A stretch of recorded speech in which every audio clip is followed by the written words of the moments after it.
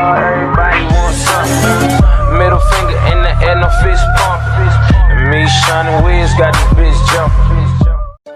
Assalamualaikum warahmatullahi wabarakatuh. My name is Tania Dani. I'm from the Agri-Technology Study Program at Kuantan Singing Islamic University. I will tell you about the adventures of the cat and dog. In a remote village, there lived a cat named Lolly and dog named Buddy. They are inseparable companions, even though they are two different paths. One day, Lolly and Buddy decided to explore the forest around the village.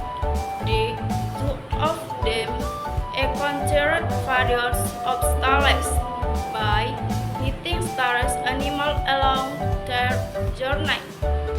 However, they both had eggs, ordered so there was never any fear.